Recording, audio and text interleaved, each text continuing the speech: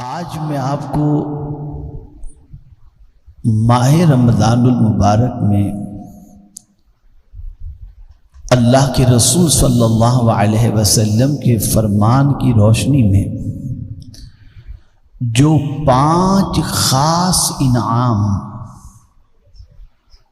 اللہ عز و جل حضور صلی اللہ علیہ وسلم کی امت کو ماہ رمضان میں عطا فرماتا ہے، ان 5 نعمتوں کا ذکر، ان 5 انعام کا ذکر آپ کے سامنے کروں گا تاکہ آپ محسوس کر سکیں کہ اللہ کو اپنے حبیب صلی اللہ علیہ وسلم کی امت سے کتنا پیار ہے۔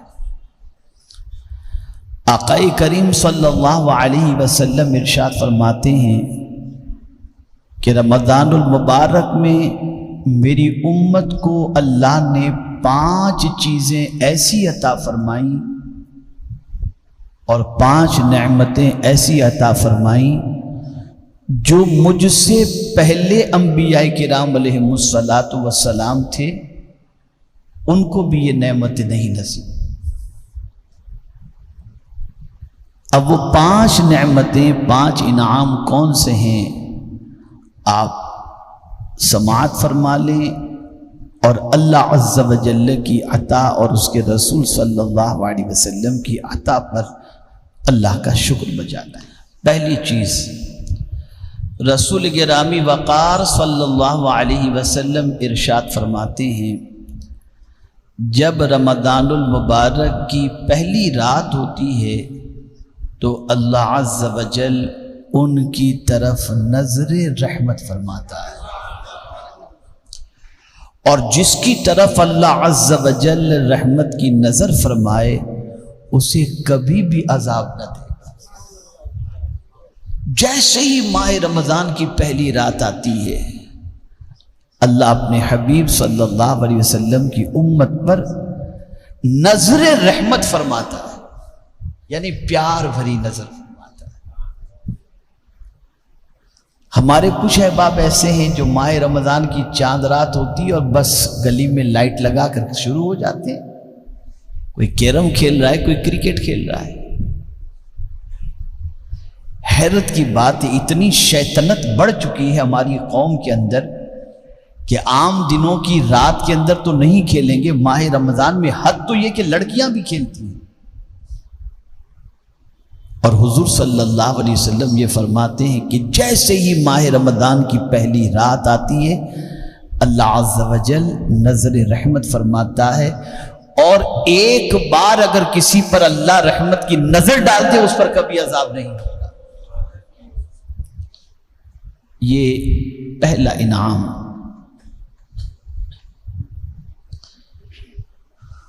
دوسرا انعام، رسول گرامی وقار صلی اللہ علیہ وسلم نے یہ فرمایا کہ شام کے وقت ان کے منہ کی بو، جو بھوک کی وجہ سے ہوتی ہے، آپ دیکھتے ہیں آدمی جب بھوکا ہوتا ہے تو شام ہوتی ہے اس کے منہ سے تھوڑی سی بو آنے لگتی ہے، سوکھا سوکھا منہ ہوتا ہے نا، خشک منہ ہو جاتا ہے بھوک کی وجہ سے، پیاس کی وجہ سے تھوڑی سی بو آنے لگتی ہے۔ اب اس بو کا مقام کیا ہے؟ تو آقا کریم صلی اللہ علیہ وسلم فرماتے ہیں کہ شام کے وقت ان کے منہ کی بو، یعنی روزے دار کی جو بھوک کی وجہ سے ہوتی ہے، اللہ تعالیٰ کے نزدیک مشک کی خوشبو سے بھی زیادہ بہتر ہے۔ آپ ذرا سوچو کتنا بڑا انعام ہے مشک۔ آج تو اوریجنل ملنا مشکل ہے، اور صرف ایک قطرہ مشک کا اگر کسی کے کپڑے پر لگا دیا جائے تو پورا علاقہ، یعنی پورے علاقے سے پورا گھر مہکنے لگ جائے۔ یہ مشک کی تاثیر ہے، اتنا پاورفل، اتنی پاورفل یہ خوشبو ہوتی ہے، اور کئی دنوں تک اس کی خوشبو کپڑوں سے جائے نہیں۔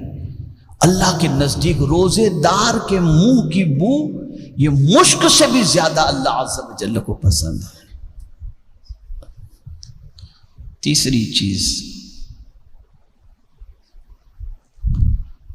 آقا کریم صلی اللہ علیہ وسلم نے ارشاد فرمایا، فرشتے ہر رات اور دن ان کے لیے مغفرت کی دعائیں کرتے رہتے ہیں۔ مسلمانوں اپنی قسمت پر ناز کرو، گناہ ہم کریں، نافرمانی ہم کریں، اللہ کے ارشاد کے خلاف زندگی ہم گزاریں، لیکن ماہ رمضان المبارک میں روزہ رکھیں اور ماہ رمضان المبارک کا احترام کریں اور ماہ رمضان المبارک پالیں، تو مومنین کے لیے کوئی گنہگار مغفرت کی دعا نہیں کرتا، فرشتے دعا کرتے ہیں جن سے کوئی گناہ کبھی ہوا ہی نہیں، فرشتے معصوم ہیں۔ اور کیا دعا کرتے ہیں؟ ہماری مغفرت کی دعا کرتے ہیں، اور یہ بات اچھی طرح ذہن میں محفوظ کر لو، مغفرت سے بڑا سرمایہ اس امت کے لیے کوئی دوسرا نہیں۔ یہ بڑی راتیں، بڑے دن، بڑے مہینے اسی لیے عطا کیے جاتے ہیں تاکہ کسی نہ کسی صورت کے اندر حضور صلی اللہ علیہ وسلم کی امت کی بخشش ہو جائے، مغفرت ہو جائے۔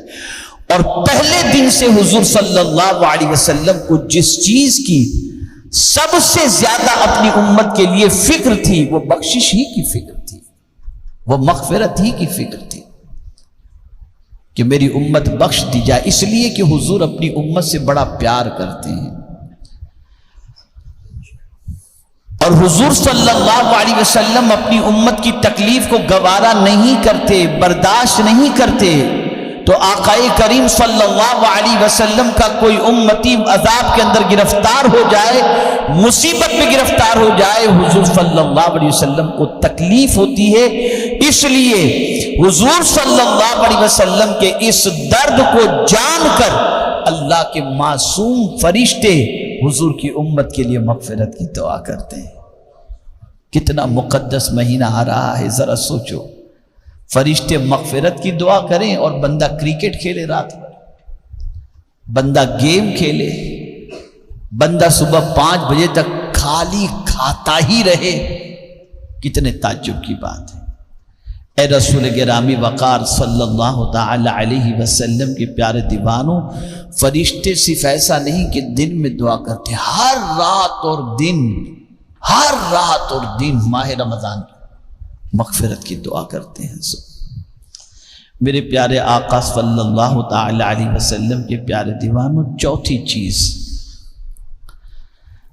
اللہ تعالی جنت کو حکم فرماتا ہے، میرے نیک بندوں کے لیے مزین ہو جا، ان قریب وہ دنیا کی مشقت سے میرے گھر اور آرام، میرے گھر اور کرم میں رحمت پائیں گے۔ اللہ اکبر، اللہ اکبر۔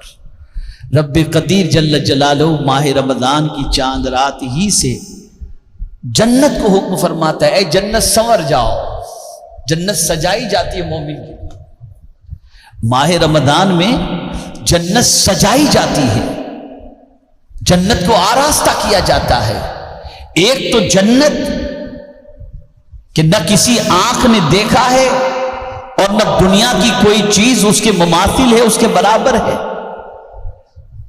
جنت ایسی ہے کہ اس جیسی چیز دنیا کے اندر کوئی ہے ہی نہیں۔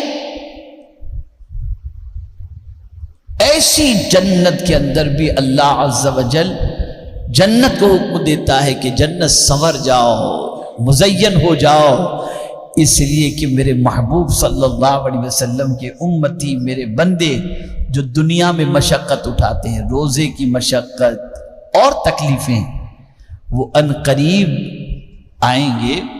آقا کریم صلی اللہ علیہ وسلم ارشاد فرماتے ہیں کہ رب فرماتا ہے ان قریب وہ دنیا کی مشقت سے میرے گھر اور کرم میں راحت پائیں گے۔ یہ دنیا میں مشقت اٹھانے والے ان قریب آئیں گے میرے گھر میں، یعنی جنت کے اندر آ جائیں گے، اور جنت میں آنے کے بعد میرے کرم کی بارشوں میں نہاتے رہیں گے انشاءاللہ، پھر کوئی تکلیف نہیں ہوگی۔ اور یہ انعام صرف حضور کی امت کو نصیب ہو رہا ہے۔ یہ آقا کریم صلی اللہ علیہ وسلم کی امت سے پہلے کسی نبی کو بھی یہ انعام نصیب نہیں ہوا، یہ اس امت کو نصیب ہوا ہے۔ کتنا کرم ہے حضور صلی اللہ علیہ وسلم کا۔ اور پانچویں چیز، وَأَمَّا الْخَامِسَةُ فَإِنَّهُ إِذَا كَانَ آخِرُ لَيْلَةٍ غَفَرَ لَهُمْ جَمِيعًا، جب ماہ رمضان کی آخری رات آتی ہے تو اللہ عز و جل سب کی مغفرت فرما دیتا ہے۔ قوم میں سے ایک شخص نے کھڑے ہو کر عرض کی، یا رسول اللہ صلی اللہ علیہ وسلم، کیا یہ لیلۃ القدر ہے؟ ارشاد فرمایا، نہیں۔ کیا تم نہیں دیکھتے کہ مزدور جب اپنے کاموں سے فارغ ہو جاتے ہیں تو انہیں اجرت دی جاتی ہے؟ یعنی اگر تم یہ سمجھتے ہو کہ اس سے مراد یہ ہے کہ لیلۃ القدر میں سب کی مغفرت ہو جاتی ہے تو صحابی نے یہی پوچھا تو سرکار نے فرمایا نہیں، اور رمضان کی آخری رات کا ذکر فرمایا کہ آخری رات اللہ عز و جل سب کی مغفرت فرما دیتا ہے۔ یعنی بندے نے روزے تو مکمل کر لیے، چاہے وہ 30 ہوئے ہوں یا 29 ہوئے ہوں، اور چاند نظر آ گیا تو اب وہ جو رات آتی ہے جس کو عید کی رات کہا جاتا ہے، وہ اتنی برکت والی رات ہے کہ سرکار صلی اللہ علیہ وسلم فرماتے ہیں جن راتوں میں اللہ دعاؤں کو قبول فرماتا ہے ان میں سے ایک رات عید الفطر کی رات بھی ہے، اور اس رات اللہ عز و جل اپنے سارے بندوں کی مغفرت فرما دیتا ہے۔ میرے پیارے آقا صلی اللہ تعالی علیہ وسلم کے پیارے دیوانوں، آقا کریم صلی اللہ علیہ وسلم فرماتے ہیں یہ 5 انعام ماہ رمضان المبارک میں حضور صلی اللہ علیہ وسلم کی امت کو عطا کیے گئے، اور اس سے پہلے کسی نبی علیہ الصلاۃ والتسلیم کو بھی یہ نہیں عطا کیے گئے۔ اب میں آپ سے پوچھنا چاہتا ہوں، اللہ آپ پر ہم پر نظر کرم فرمانا چاہتا ہے رمضان کی پہلی رات کو، تو کیا جب وہ نظر فرمائے تو ہم لہو و لعب میں ہوں؟ کیا وہ نظر فرمائے تو ہم گناہوں میں گرفتار ہوں؟ کیا وہ نظر فرمائے تو ہم اس کی نافرمانی میں لگے ہوں؟ نہیں۔